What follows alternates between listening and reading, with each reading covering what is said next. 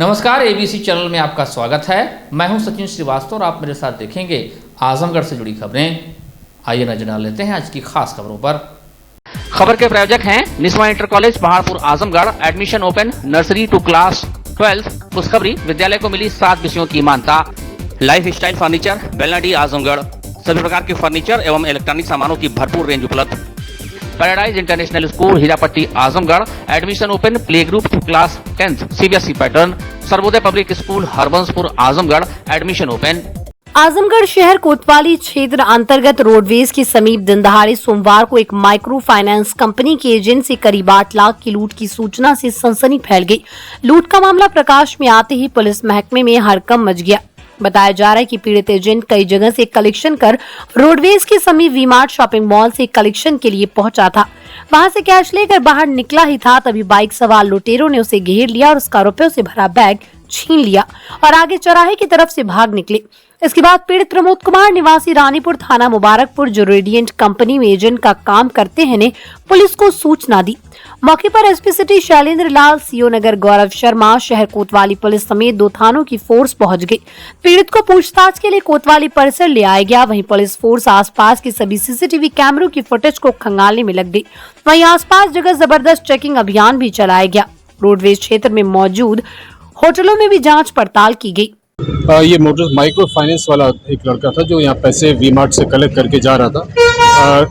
तो इससे 2 लड़के आए हैं, इससे पैसे छीन के, इसका बैग छीन के मोटरसाइकिल पे सवार होकर स्प्लेंडर प्लस बताइए लेके यहाँ से भाग गए हैं और इसके बाद इनका पीछा किया गया तो आगे चौराहे तक देखा गया है। बाकी हमारी टीमें लगा दी गई और शीघ्र ही हम लोग इस घटना का नामकरण करेंगे। कितना पैसा था वो हम अभी डिटरमाइन कर रहे हैं, हम लोग जानकारी करने का प्रयास कर रहे हैं कितना अमाउंट था। अप्रॉक्स सर कितना लगा? जैसे हम लोग को पता लगेगा हम लोग प्रयास करेंगे बता देंगे। किधर से आए, किधर गए, जानकारी हो पाई है? नहीं, अभी इस तरह के केवल इनिशियल जानकारी मिली। हम लोग इस विषय में और जानकारी कर रहे हैं। कितने की संख्या में रहे होंगे? 3 की संख्या में रहे हैं, अभी इनिशियल जानकारी लगी है। हम लोग बाकी और जानकारी प्राप्त कर रहे हैं। जैसे का नाम क्या सर है? ये माइक्रो फाइनेंस का लड़का है। बाकी हम लोग और इनिशियल जानकारी अभी मिली है, बाकी और हम लोग पता कर रहे हैं। आजमगढ़ शहर कोतवाली अंतर्गत रोडवेज परिसर के पीछे स्थित होटल गोल्डन फॉर्चून के दूसरी मंजिल में आग लगने से हड़कंप मच गया। होटल की कई खिड़कियों से तेज धुआं बाहर निकलने लगा। वहीं आसपास भारी भीड़ जमा हो गई। होटल में मौजूद लोग भागकर बाहर निकले। आग बुझाने को लेकर फायर ब्रिगेड की गाड़ियां मौके पर पहुंची और उन्होंने आग को काबू में किया। मामले में शॉर्ट सर्किट या किसी अन्य लापरवाही को लेकर तमाम चर्चाएं थी। वहीं कितने का नुकसान हुआ इसकी जांच की जा रही है। मौके पर पहुंची फायर ब्रिगेड ऑफिसर ने कहा कि किचन में ऑयल रेसिड्यू को ठीक से साफ नहीं किया गया था, जिससे आग चिमनी से निकली और धुआं चारों तरफ फैल गया। होटल में रुके कई लोग तो अपने से भाग कर निकल आए, लेकिन 111 नंबर कमरे में एक व्यक्ति फंसा रह गया, जिसको बाद में जानकारी हुई। फायर ब्रिगेड की टीम ने इसका रेस्क्यू किया। घटना में कोई हताहत नहीं हुआ है। फायर सेफ्टी के मानकों के आधार पर आगे की कार्रवाई की जा रही है। सर, ये क्या घटनाक्रम हुआ है? अभी आग लगे? हमें थोड़ी देर पहले सूचना प्राप्त हुई थी जी फॉर्चून होटल में आग है। तो फिलहाल अभी क्या स्थिति है? और अभी आग बुझ चुकी है। कोई धुआं है बस। क्या कारण था? कुछ पता चल जा रहा है? आग कैसे लगी? चिमनी में आग है। चिमनी में जो रेसिड्यू बच जाता है खाने वगैरह के बाद, जो ऑयल जमा हो जाता है जी, तो उसको भी जब खाना कुछ बनाया होगा तो ऑयल जो रेसिड्यू साफ सफाई ना होने की वजह से तो उसमें आग लग गई होगी। सर फिलहाल अभी तक अंदर कितने?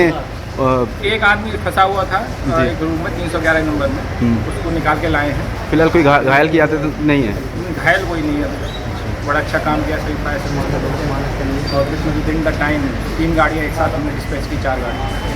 अच्छा, माना कि सर बताया फायर ब्रिगेड में यहाँ जो पानी की पाइपलाइन बनाई जाती है, होटल में जो सुविधा दी जाती है, वो चेक करेंगे। पहले इनको नोटिस प्राप्त है हमारा। अच्छा, ये रखा है पहले से नोटिस दी गई आपको? इस घटना के बाद अन्य होटलों के लिए क्या कार्रवाई की जाएगी?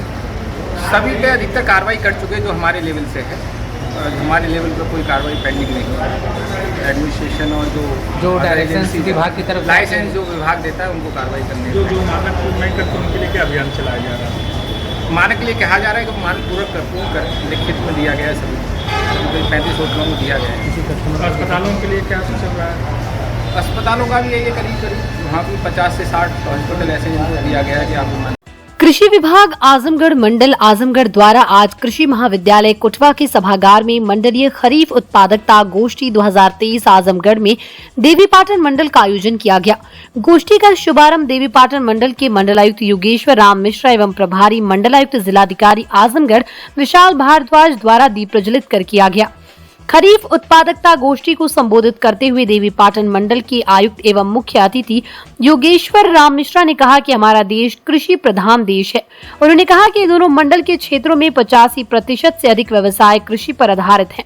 उन्होंने कहा कि प्रधानमंत्री जी की महत्वाकांक्षी योजना में कृषकों की आय को दोगुना करना है, इसी दिशा में काम किया जा रहा है।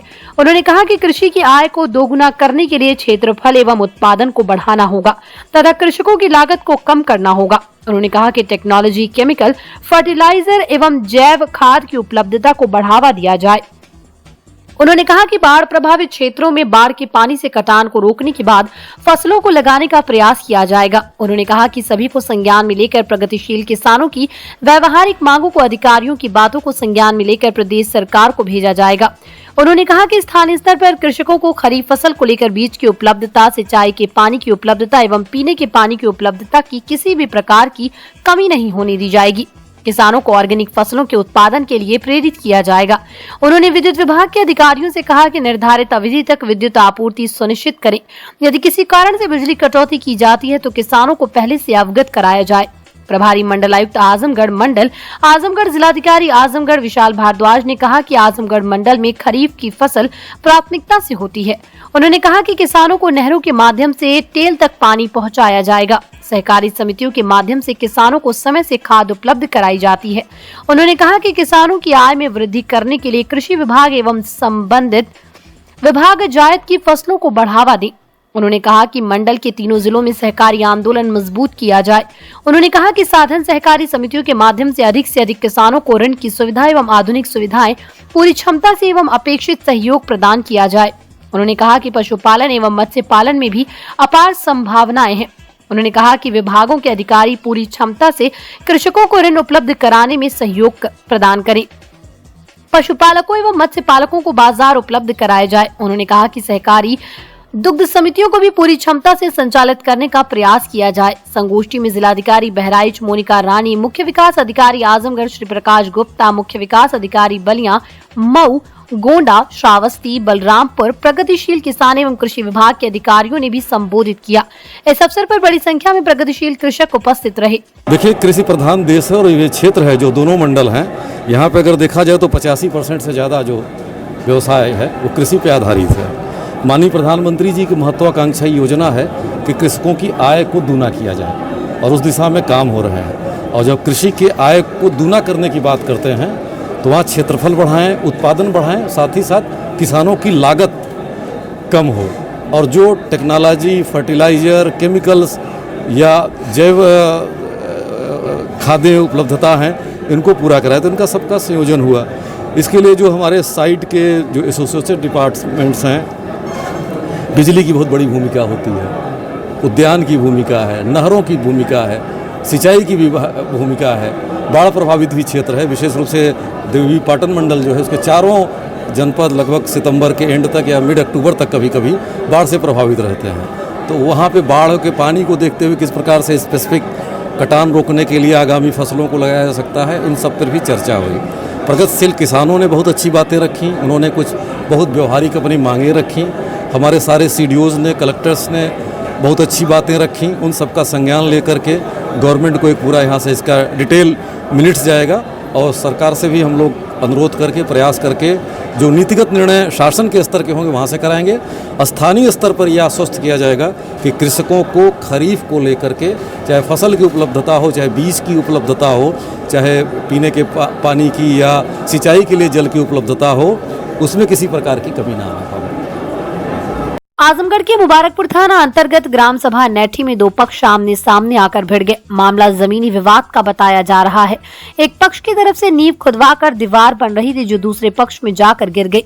देखते ही देखते दोनों पक्ष आपस में भिड़ गए और लाठी डंडों से एक दूसरे को मारपीट कर घायल कर दिया, जिसमें एक पक्ष से मौसम राजभर उम्र 24 वर्षीय व अजय राजभर उम्र 28 वर्षीय पुत्रगण राजकुमार चंडिका उम्र 55 वर्षीय भानुमति देवी, 50 वर्षीय पत्नी चंडिका, हरेंद्र उम्र 25 वर्षीय पुत्र हरिनाथ तथा शशिकांत उम्र 16 वर्षीय पुत्र रघुनाथ। वहीं दूसरी तरफ दूसरे पक्ष से सुनीता उम्र 38 वर्षीय पत्नी रामावत राजभर, ज्योति उम्र 16 वर्ष एवं जीतू उम्र 15 वर्ष पुत्री रामावत राजभर हैं।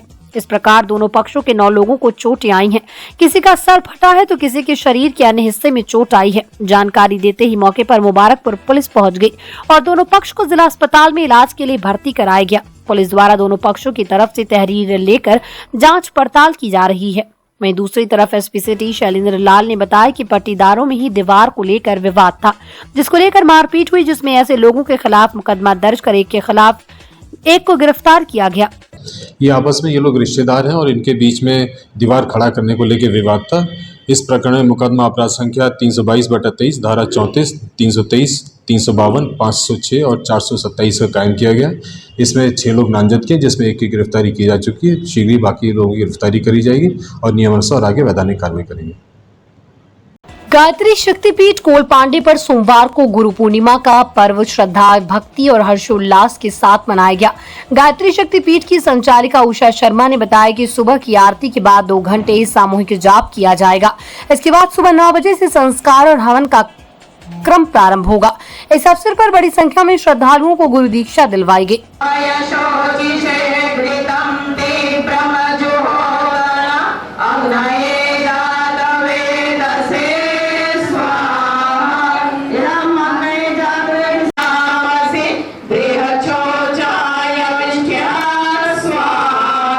श्री उषा शर्मा के नेतृत्व में यहाँ 15 जून से ही साधना का कार्यक्रम चल रहा था।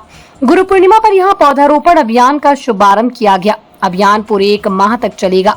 इस दौरान नवरत्न वाटिका सहित तमाम पौधे लगाए जाएंगे। इसके अलावा कई आंदोलन व अभियान भी गुरु पूर्णिमा के क्रम में चलाए जाएंगे। आज व्यास पूर्णिमा गुरु पूर्णिमा के दिन पे हमारी साधना चल रही थी 15 जून से। गायत्री महामंत्र के महापुरुष शरण की 24 लाख की, उसकी आज पूर्णाहुति यज्ञ के माध्यम से, साथ में वृक्षारोपण मास का भी प्रारंभ होने जा रहा है आज से, जो पूरे मास तक चलेगा, जिसमें बड़े वृक्ष से लेकर के नवग्रह वाटिका तक हम सभी लगाएंगे। मंत्रलेखन अभियान, जैसे चर्चा हुई थी, मंत्रलेखन अभियान चलेगा। गृह गृह गायत्री यज्ञ भी है, गृह गृह उपासना भी चलेगा क्रम ये। साथ में कई हमारे आंदोलन है, चर्चा हो चुकी है। उन सारे आंदोलनों पे हम सभी यथाशक्ति कार्य करेंगे। जैसे गुरुदेव की 7 योजनाएं हैं, 7 योजनाओं में जो हमारी सामर्थ्य है हम सभी करने का प्रयास करेंगे। तो यहाँ पे पूर्णाहुति के साथ साथ यहाँ पे संस्कार भी संपन्न होंगे। यहाँ पे वृक्षारोपण का भी शुभारंभ हो चुका है और साथ में अन्य अभियानों को भी गति दी जाएगी। जो आज का दिन है गुरु पूर्णिमा का, इसके विषय में तो बस यही हम सबसे कहेंगे कि भारत गुरुओं का देश रहा है, भारत जगत गुरु रहा है। गुरु परंपरा का इससे अच्छा उदाहरण पूरे विश्व में कहीं नहीं मिलता है जो भारत में मिलता है। और आज का दिन समर्पण, विसर्जन और विलय का पर्व है। गुरु और शिष्य के बीच का रिश्ता ऐसे ही होता है जैसे शरीर और प्राण का होता है। हम शरीर भर रहें, प्राण हमारे अंदर गुरुदेव का हो, हृदय हमारा हो, लेकिन उसकी धड़कन गुरुदेव की आवाज़ हो। गुरुदेव के हर वाक्य हमारे हृदय में सुनाई दें और हमारा अपना कुछ का स्वयं का नियंत्रण हमारे किसी अंग पर न हो और हम पूर्णतया गुरु में विलीन हो करके उसके शब्दों को सुने, उसके आज्ञा का अनुसरण करें। जिस तरह से बांसुरी है उसमें जैसी फूंक मार करके हम चाहते हैं बजाना वैसी बजती है, उसी तरह से यह शरीर रूपी बांसुरी गुरुदेव को हम समर्पित करें। कोटा, दिल्ली, लखनऊ, वाराणसी, कानपुर सहित देश के महानगरों में नीट की तैयारी करने वाले छात्र छात्राओं के लिए खुशखबरी है। अब उनके शहर आजमगढ़ में भी नीट की तैयारी कराई जाएगी, वो भी बिल्कुल मुफ्त। जी हां, एपीएस रेजिडेंशियल एकेडमी के संस्थापक शाह आलम गुड्डू जमाली ने सोमवार को वार्ता के दौरान बताया कि एपीएस रेजिडेंशियल एकेडमी की स्थापना की गई, जिसमें 50 बच्चों को मुफ्त खाने, रहने और पढ़ाई की सुविधा उपलब्ध कराई जाएगी। इसके लिए हमने देश के विभिन्न शहरों से जैसे कि कोटा, कर्नाटका, दिल्ली आदि से नीट कोचिंग के विशेषज्ञ शिक्षकों को बुलाया गया है ताकि छात्रों को सर्वश्रेष्ठ शिक्षा प्राप्त कराई जा सके। इसके लिए प्रवेश परीक्षा 6 जुलाई को आजमगढ़ पब्लिक स्कूल के कैंपस में दोपहर 2 से शाम 5 बजे तक कराई जाएगी। इस प्रवेश परीक्षा में शामिल होने के लिए फॉर्म भरने की अंतिम तिथि 5 जुलाई नियत की गई। 9 जुलाई को मेरिट सूची के आधार पर छात्रों की काउंसलिंग कराई जाएगी और 10 जुलाई से क्लास आरंभ हो जाएगी। उन्होंने बताया कि एक राजनेता से पहले वो एक सामाजिक कार्यकर्ता हैं। मेरा ये प्रयास उन बच्चों के लिए जिनके माँ बाप आर्थिक रूप से कमजोर हैं, उनके अपने प्रतिभाशाली बच्चों को आगे की शिक्षा दिलाने में असमर्थ हैं। उन बच्चों को मैं अपने बच्चों की तरह नीट जैसी तैयारियां कराऊं और उनको आगे बढ़ाऊं। इसके लिए मैं पूरे आत्मविश्वास के साथ तैयार हूं। इसी क्रम में एपीएस रेजिडेंशियल एकेडमी में 50 बच्चों को नीट कोचिंग के लिए मुफ्त सुविधा उपलब्ध कराई जाएगी। उनके रहने से लेकर भोजन, शिक्षण सामग्री पूरी तरह से मुफ्त रहेगी। आगे चलकर ये संख्या बढ़ाई जाएगी। साथ ही आगे आने प्रतियोगी परीक्षाओं की तैयारी भी कराई जाएगी। उन्होंने कहा कि एपीएस रेजिडेंशियल एकेडमी में प्रवेश मेरिट के आधार पर होगा। इसमें किसी भी प्रकार की कोई पैरवी नहीं स्वीकार होगी, चाहे वो मेरा कोई रिश्तेदार ही क्यों ना हो।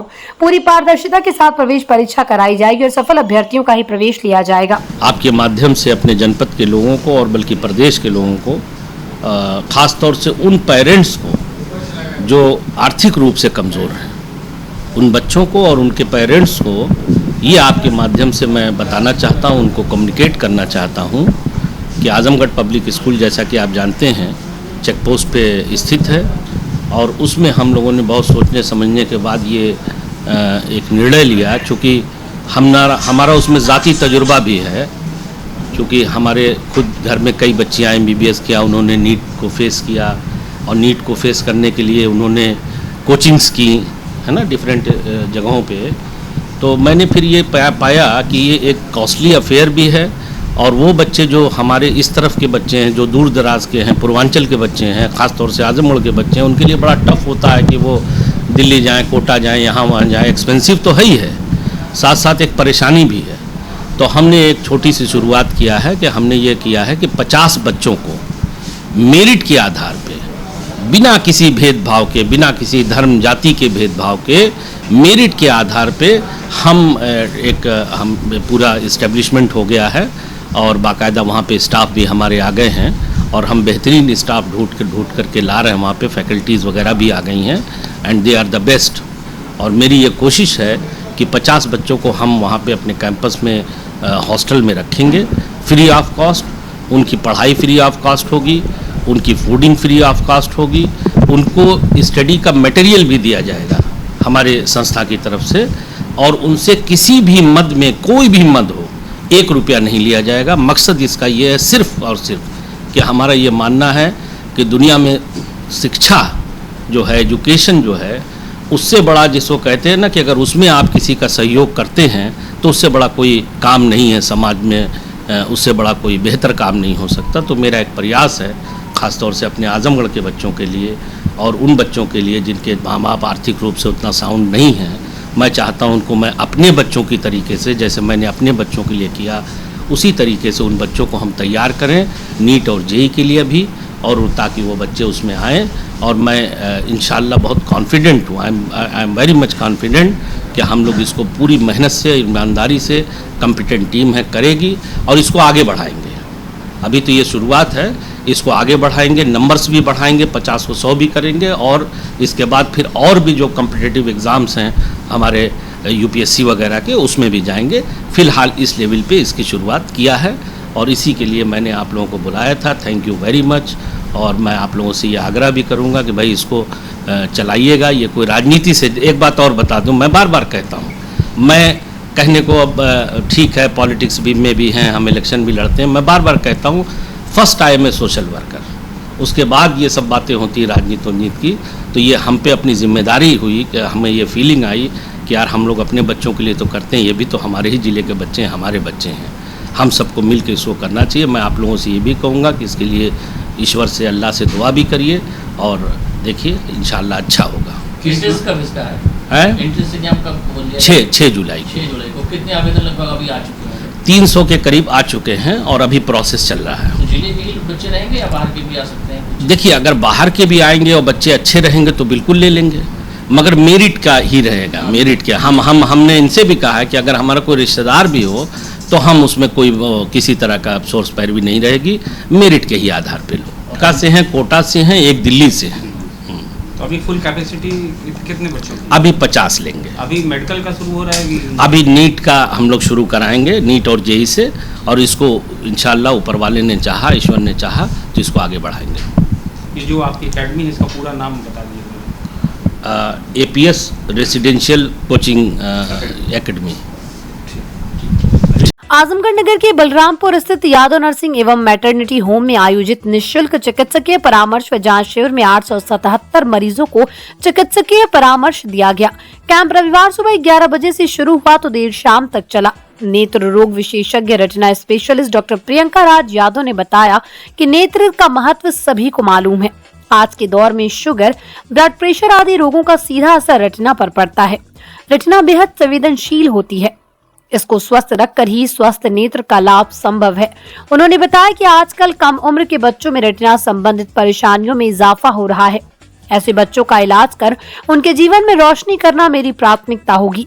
अब आजमगढ़ में रेटिना का उच्च स्तरीय इलाज होगा। हमारे द्वारा शिविर में 258 से अधिक मरीजों को चिकित्सकीय परामर्श दिया गया।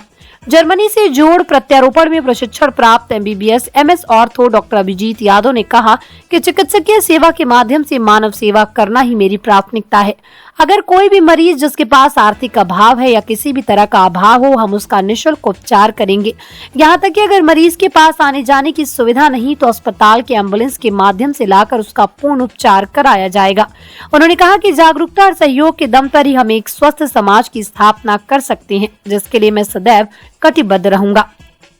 सभी के प्रति आभार जताते हुए अस्पताल के निर्देशिका MBBS DGO doctor Vipin Yadav ने बताया कि आजमगढ़ में पहली बार retina specialist doctor Priyanka Raj Yadav Germany से जोड़ प्रत्यारोपण में प्रशिक्षण प्राप्त MBBS MS ortho doctor Abhijit Yadav द्वारा अपने संबंधित मरीजों को निःशुल्क परामर्श, जांच, दवा उपलब्ध कराई गई। उन्होंने बताया कि आज शिविर के माध्यम से 877 मरीजों को लाभान्वित किया गया।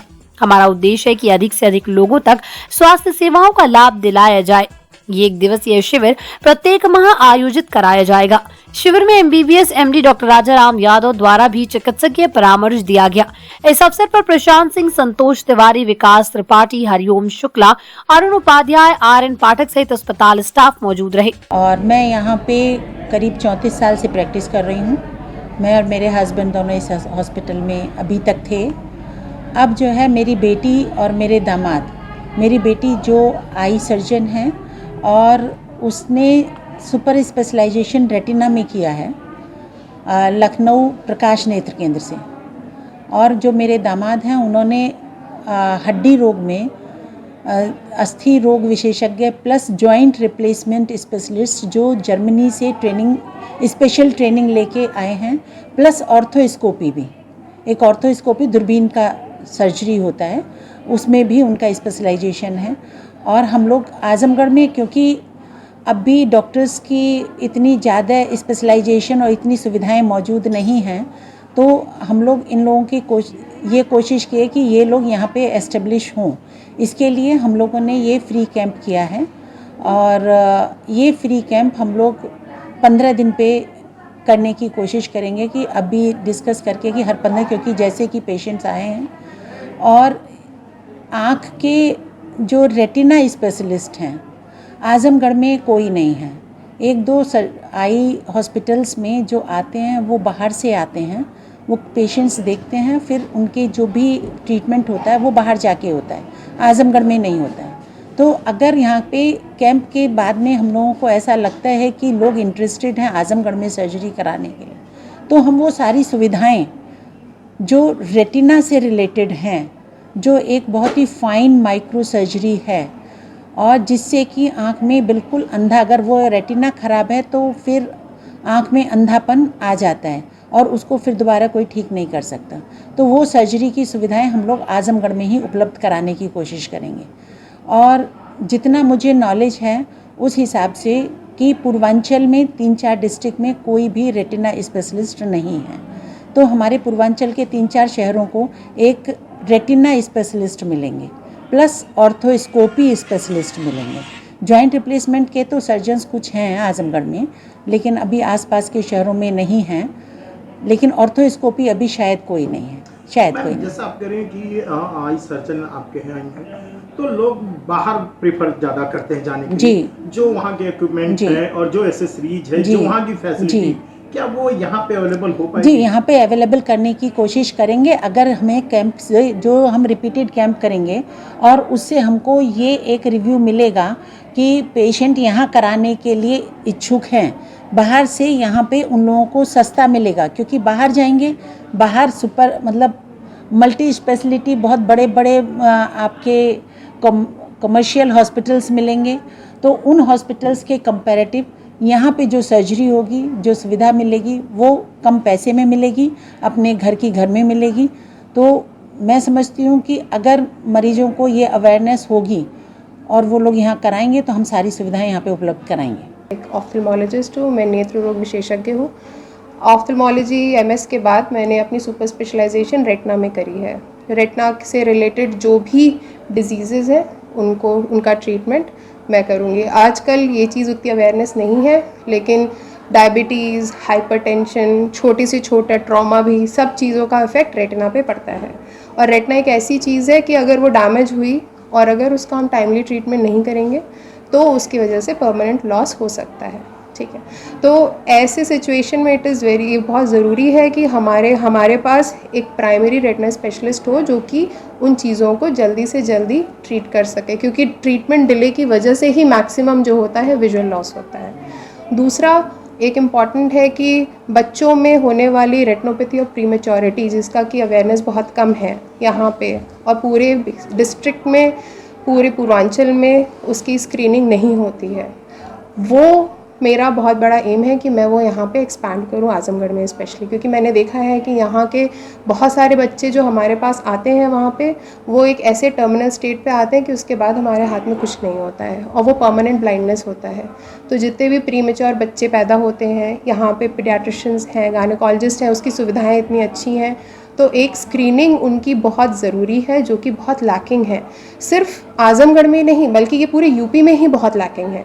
तो आजमगढ़ आप समझ सकते हैं, जब बड़े सेंटर्स पे लैकिंग है तो यहाँ पे तो और ज़्यादा लैकिंग है। तो ये एक बहुत इंपॉर्टेंट है यहाँ पे, जिसका कि मेरा प्राइमरी एम है यहाँ पे उसको बढ़ाना, ताकि छोटे बच्चों का स्पेशली कि कम से कम उनको इतना विजन हम दे सके कि वो अपनी डे टू डे लाइफ कर सकें, तो उनको परमानेंट विजुअल ब्लाइंडनेस से हम बचा सकें।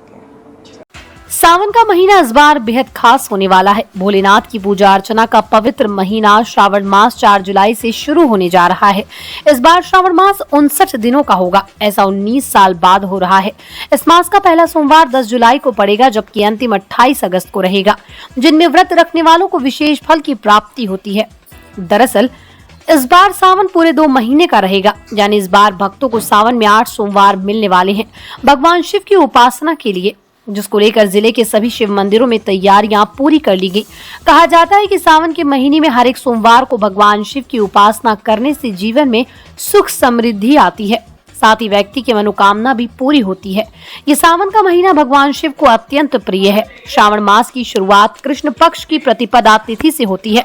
इस बार 18 जुलाई से 16 अगस्त तक सावन अधिक मास या मलमास रहने वाला है, यानी इस बार सावन में भगवान शिव के साथ साथ भगवान विष्णु की भी कृपा प्राप्त होगी।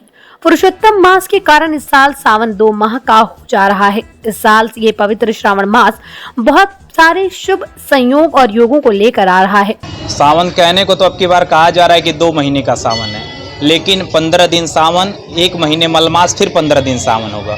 यहाँ बाबा भू से निकले हुए हैं। काफ़ी समय पहले यहाँ जंगल होता था और जंगल में चरवाहे आते थे और उसमें एक गैया थी। वो गाय रोज आके बाबा के शिवलिंग पे अपने से दूध गिराती थी। तो सब लोग परेशान हो गए कि भाई ये गैया दूध क्यों गिराती है। तो आके यहाँ खुदाई किए तो बाबा की वो शिवलिंग मिली और शिवलिंग की खुदाई करते करते करते काफ़ी नीचे तक गए और पता नहीं लग पाया कि यह शिवलिंग कहाँ तक गई है। और खुदाई करते समय काफ़ी भौरे निकलने लगे, भौरे सबको काटने लगे। तब से यहाँ दूध चढ़ाया जाता है और बाबा की पूजा की जाती है। जिसको संतान की प्राप्ति नहीं होती है, वह सावन में प्रत्येक सोमवार को बाबा को आके दूध से अभिषेक कराता है, तो उसको संतान की प्राप्ति अवश्य होती है। क्या मान्यता है मंदिर की? काफ़ी पुराना मंदिर है। काफ़ी श्रद्धालु लोग यहाँ आते हैं और सबकी मनोकामनाएं बाबा पूरी करते हैं। सावन माह को लेकर भक्तों में उत्साह दिखाई दे रहा है। भवनाथ मंदिर में भक्तों की आराधना की विशेष तैयारियां पूरे मनोयोग से कर रहे हैं। मंदिर के प्रति, महादेव के प्रति उनकी आस्था देखते सुनते ही बनी। देखिए, मैं लगभग 15 सालों से बाबा के चरणों से लगा हुआ हूँ और ये बाबा की कृपा है कि जो अपने चरणों में बाबा मुझे लगाए हैं, इनकी सेवा में लगा रहता हूँ। और बाबा की महिमा का गुणगान जितना किया जाए उतना कम है, क्योंकि मेरे बाबा इतने पावन हैं, इतने दयालु हैं। ये त्रिकालदर्शी शंभु और इनको बाबा भंवरनाथ जी भी इसीलिए कहा जाता है क्योंकि ये भव से नैया सबकी पार करते हैं।